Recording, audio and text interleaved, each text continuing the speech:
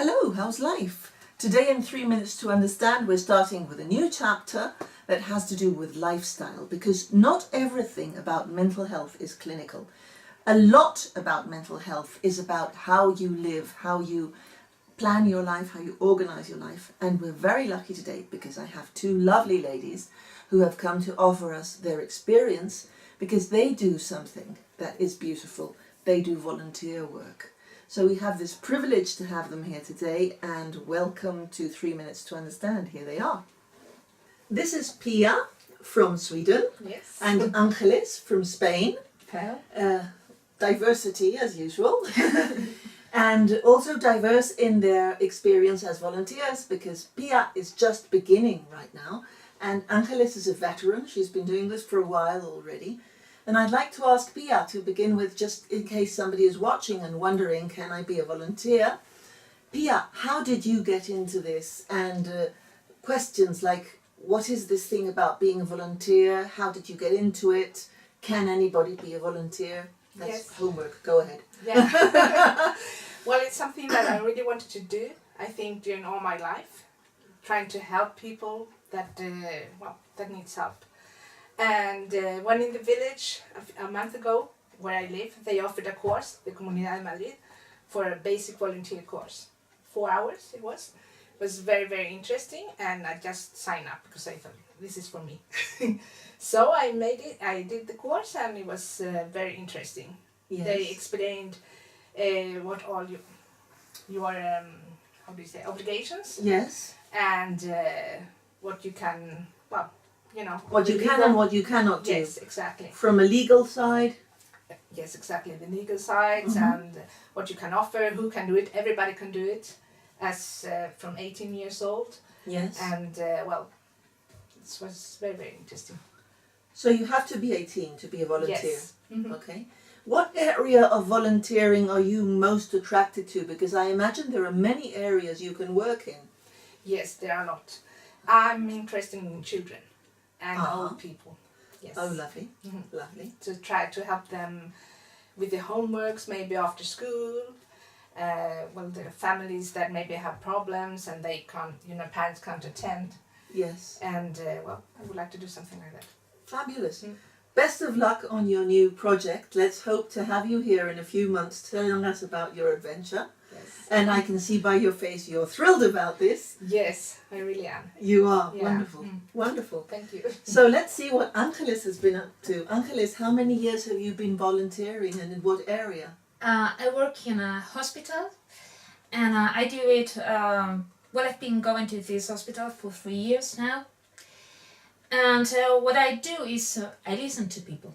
I stay with them, with sick people, and almost all the time I just listen to them and cover that human side that the hospital doesn't cover. Really. Of course, because when somebody is ill, sometimes they spend long periods of time at hospital, and sometimes maybe their family or their friends can't come because they're at work or because they're busy with other things. Have you Yes. seen that happen? I've seen that happen many times. Mhm. They are really alone and they are afraid, Mm-hmm. and they need someone they can just talk to and tell them how afraid they are. Mm-hmm. And not just that, they can talk about the weather today, or they need to communicate with someone, because being afraid, being at a place like a hospital, that it's not the best place to be. Not exactly. Everything is very negative around it. Yes. So it's good to have someone that listens to you and says like, hey, everything's going to be okay. Yes. And if it's not going to be okay, it's not going to be so bad as you think. Yes. But Especially because things are even worse when you're living them alone. And if somebody can look you in the eye and accept what's happening to you, anything is less tragic because you're accompanied. And what you do is you are available So you're telling us that on one hand you're available to listen to funny stories, and on the other hand you're available to listen to death and fear, and you're cool with everything. That's it. The cool lady. So my that's job my is job. to be cool. Wonderful. Wonderful. So you accept anything they want to talk about. That's it. Yes. Anything. And you don't run away. Never. Wow, that must be a relief to have somebody who doesn't run away in the middle of terror, chaos, or whatever. Wonderful, wonderful. And how do you feel about this job? Do you get any feedback from the people you listen to and their family members? Yes, a lot of it. I've made very good friends in the hospital. I received beautiful letters from them, and the way they look at you sometimes, you know, there's some people that when I get into the room, they say, "Oh, there's my little angel that comes here," and I don't know if I deserve that, but I love it. Wonderful. I can see it's working wonders on you because it gives something to you. It makes you happier. Yes, it really does.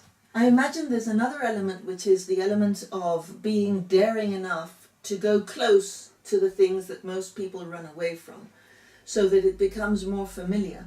And you were telling us before that it gives you a sense of appreciation for life, right? Yes, that's it. And it's true. I sometimes phone to my husband. I phone my husband or my mother when I get out of the hospital. Yes. Like, "Hey, mommy, I love you. I just want to tell you how lucky Yes. we are." No, and stop crying because of Silly things. Silly things. Silly yes. things, yes. So it gives a great sense of proportion. Because one of the things that I love about your work is that you are adventurous and you go into every aspect of life fearless. And that allows you to appreciate the sweeter sides of life. Don't you get depressed with these situations? You can get depressed. You could. Sometimes. Yeah, You yes, could. Yes. You don't. It is. But I think you learn how to do it. Okay. This job inside you have to do that. If you want to help someone, you have to be close, you have to listen to them, but you have to know how to leave that pain, maybe in that room, because you have to go to the next room and you have to listen to another story, and you can't take that pain with you. Otherwise you wouldn't be able to help them. Do you know how you do it? I know I can do it now. I don't know how I do it, but I know I can do it now. Mm-hmm. Yes. In my job, because as a psychologist I listen to a lot of pain too, the way I do it is that I listen to the pain and I give myself the hour I'm with that person to do everything I can in that hour. So by the end of the hour, if I've done everything I could do in that hour, I feel free. To go to another place or to listen to another person. And then if I dedicate time to thinking about a case, I dedicate that time to do my very, very best in that time to think about the case outside the session. So perhaps, is that what you're doing, do you think? Yeah, quite possibly is that. Hey, we got the same technique. I don't know, but yes. That's not fair. I studied hard to do that. Well done. Wonderful. Wonderful. Okay. So you girls recommend this, okay? You Absolutely. think this is a very good experience and it's giving you back already. It's giving you back a lot and you feel happy about it. Yes. Okay. Thank you very much for your experience and your extremely kind insight into something so personal. And let's hope that other people can learn from your experience and see what they can do with their own free time. Okay? See you soon. And don't forget, 3 minutes to understand. You can ask for your video.